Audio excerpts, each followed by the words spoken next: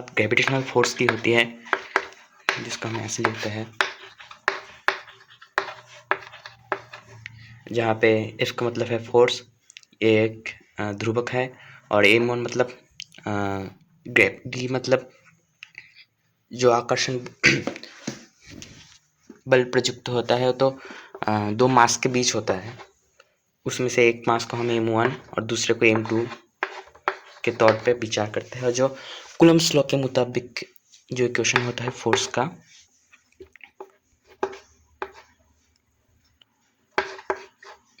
उसका हम ऐसे लिखते हैं। वहाँ भी r का मतलब होता है डिस्टेंस, के भी एक ध्रुवक है जैसे उसमें g था, और q1 का मतलब है एक चार्ज, मतलब दो चार्ज माने इलेक्ट्रिक चार्ज के बीच में जो आकर्षण या विकर्षण होता है, उसे हम मेजर करते हैं इस फोर्स के हिसाब से और इस इक्वेशन से। तो इस q1 का मतलब है पहला चार्ज, q2 का मतलब है दूसरा चार्ज। सो आज का टॉपिक है कि ये m1 इंटू m2 मतलब कुछ नहीं है इनके बीच में, इसका मतलब एक इंटू है। ये इंटू क्यों होता है, इन्हें गुण क्यों किया जाता है, इन्हें प्लस क्यों नहीं किया जाता, ये इक्वेशन ऐसा क्यों नहीं है। ये कूलम्ब का equation F equal to K into m1 sorry q1 plus q2 pi r square क्यों नहीं है, इंटू क्यों होता है, प्लस क्यों नहीं होता। और दूसरी वीडियो में हम के और आर के बारे में बात करेंगे, क्योंकि आर के ऊपर स्क्वायर क्यों होता है वगैरह वगैरह। सो आज का ये टॉपिक है। तो पहले इस चीज़ को मैं आप लोगों को फील करवाऊंगा, उसके बाद समझाऊंगा। तो फील करने के लिए आप एक चीज समझ सकते हैं, जैसे मान लीजिए एक पृथ्वी के ऊपर ये एक जगह है और वहाँ आप ऐसे खड़े हों,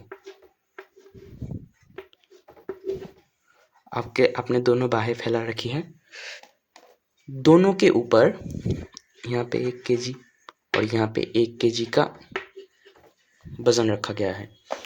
तो आप अभी कितना वजन उठा रहे हैं।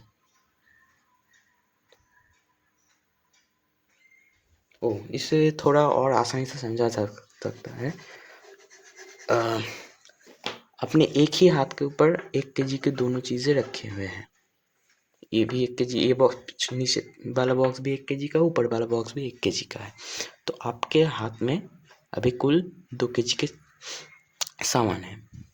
तो अभी हम इस पृथ्वी के ऊपर एक मास है, पृथ्वी एक मास है, इसे हम m1 समझ लेते हैं, और इस दोनों को मास को मतलब ये तो अभी एक साथ है, इस दोनों को एक साथ हम m2 समझ लेते हैं। ठीक है। सो अभी आप सोचिए, अभी आपके हाथ के ऊपर मतलब m1 plus m2 equal to, अभी सिर्फ मान लेते हैं कि पृथ्वी का वजन है 100 kg, बहुत ज़्यादा है मुझे भी पता है, और आपके हाथ में कुल 2 kg की चीज़ है, मतलब m1 plus m2 equal to 102 kg। अभी अब सोचिए, इन दोनों में से एक को आपने पृथ्वी में रख दिया। सोचिए इसको आपने पृथ्वी के ऊपर रख दिया। अब पृथ्वी और ये एक साथ काउंट होंगे m1 में, तो m1 मतलब 101 kg, और आपके हाथ में है यहाँ, और आपके हाथ में है 1 kg। अब m1 plus m2 101 plus 1 102 kg ही है, मतलब m1 प्लस m2 सेम ही रहा, इसमें कोई चेंज नहीं हुआ। ठीक है। अब जो बात है, आपने तो 1 kg का सामान नीचे रख दिया, तो क्या आपको उतनी मेहनत करनी पड़ रही है, या फिर उसकी आधा आपको ताकत लग रहा है, उसका आधा लग रहा है। अब देखिए, अगर हम इसी चीज़ को m1 प्लस m2 नहीं बल्कि m1 इंटू m2 के तौर पे विचार करें, तो कुछ ऐसा होगा। पहले केस में यहाँ पे था 2 kg, यहाँ मान लेते हैं कि था 100 kg पृथ्वी। अब ये था M1, यह था M2। अब M1 plus M1 into M2 हो जाता है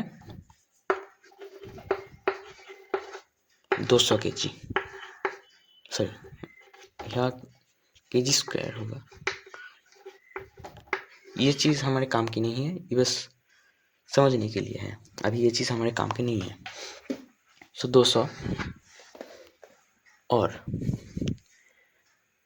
जब आपने उससे आधा यहाँ पे रख दिया तो ये बन गया 101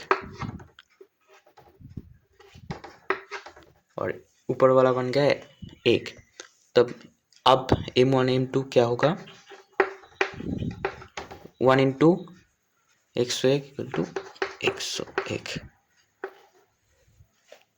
कहाँ 200 कहाँ 101, मतलब करीब करीब आधा है। अब आप कहोगे कि ताकत तो हमें आधा लग रहा था, असल में पृथ्वी का मास बहुत ज़्यादा है तो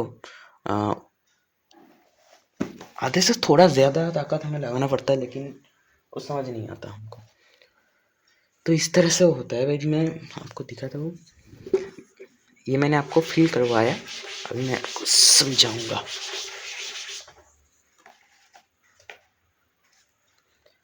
पहले ग्रेविटेशनल फोर्स के बारे में बात कर लेते हैं। ये M1 है, ठीक है, ये M2 है, ये एक यूनिट का मास है, ये भी एक यूनिट का मास है। तो सभी मास आपको कैसा था, एक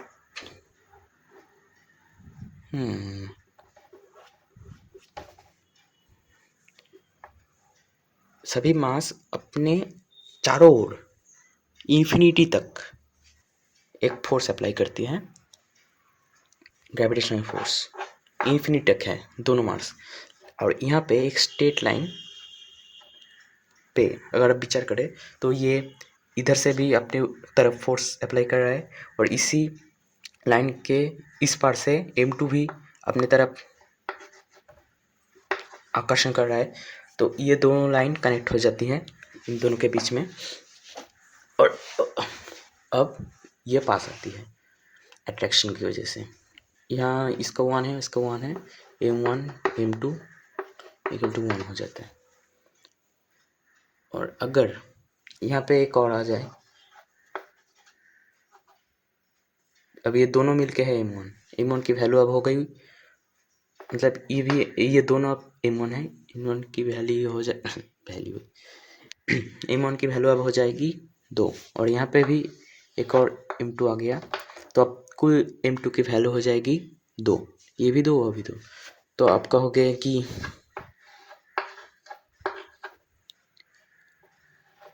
अब ये जो है, ये जो लाइन होती है इसे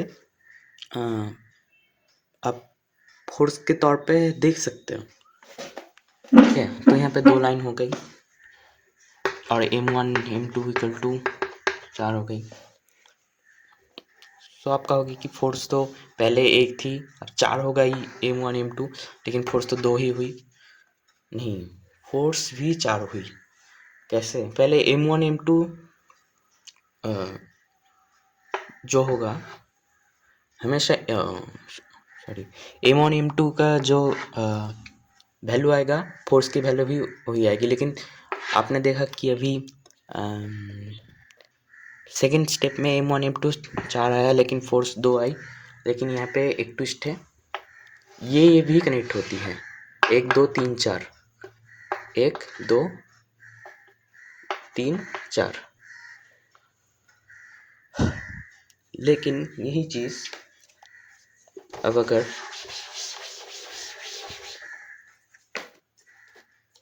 M1 3 हो और M2 1 हो, अब M1 प्लस M2 4 पहले भी थे अभी भी है, लेकिन यहाँ सिर्फ यही होंगे और इनमें कुछ नहीं होगा क्योंकि ये तो जुड़े हुए हैं, इनमें कौन सी फोर्स थोड़ी अप्लाई होगी। तो यहाँ पे 3 m1 इंटू m2, यहाँ पे 3 है, ये 3 इंटू 1, फोर्स भी 3 यूनिट है। और अभी ये सेम चीज़ आकर्षण में या विकर्षण में कूलम्ब्स लॉ में 2 इलेक्ट्रिक चार्ज के बीच होता है।